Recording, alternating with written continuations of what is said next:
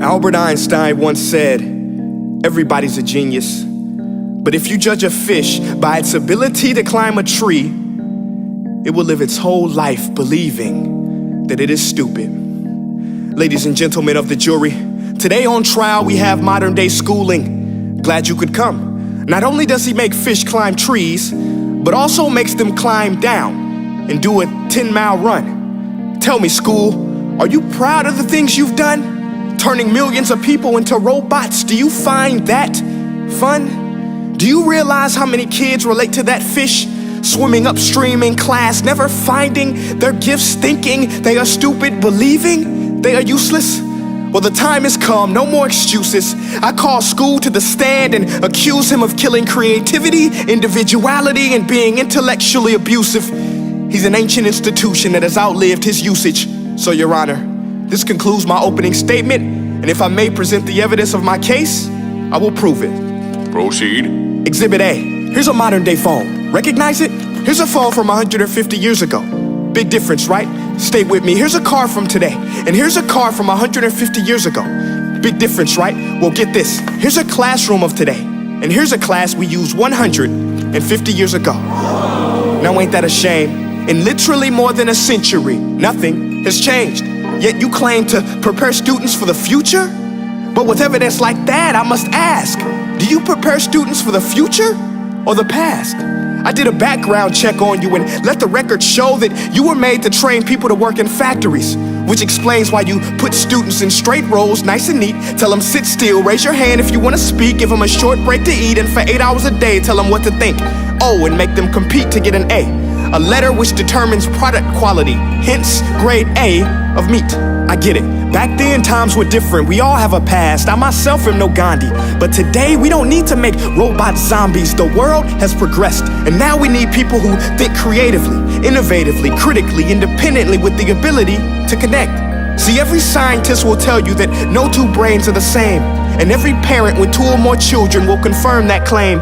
So please explain why you treat students like cookie cutter frames or snapback hats, giving them this one-size-fits-all crap. Watch your language. Sorry, Your Honor, but if a doctor prescribed the exact same medicine to all of his patients, the results will be tragic. So many people would get sick, yet when it comes to school, this is exactly what happens, this educational malpractice, where one teacher stands in front of 20 kids, each one having different strengths, different needs, different gifts, different dreams, and you teach the same thing the same way? That's horrific.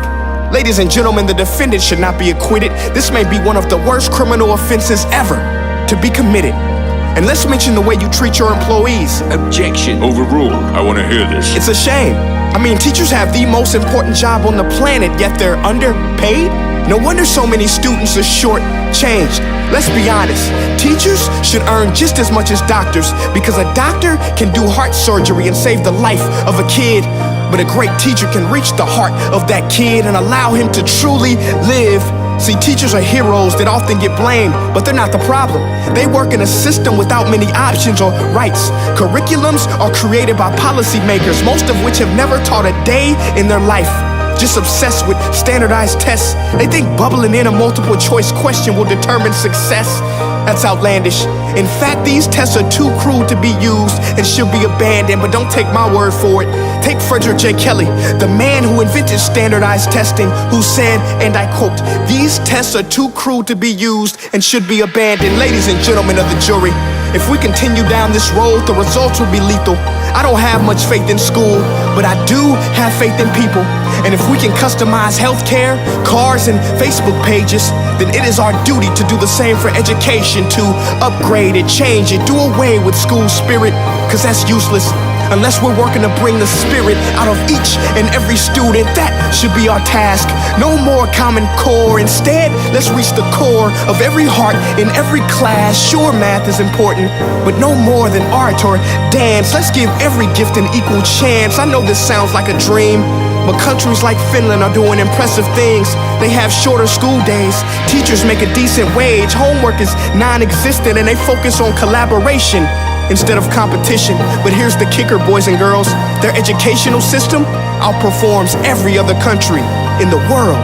Other places like Singapore are succeeding rapidly. Schools like Montessori, programs like Khan Academy. There is no single solution, but let's get moving.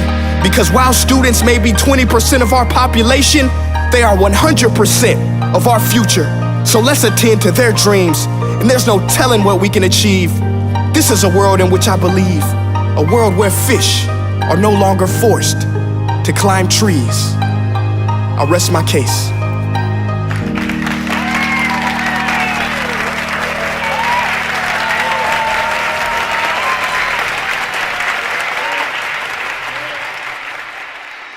Hey guys, my name is Prince EA, and I want to say thank you so much for watching my video.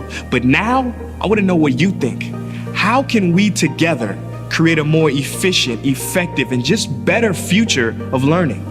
I want you to visit nestday.com/preorderthefuture and share your thoughts and ideas on the topic. Peace.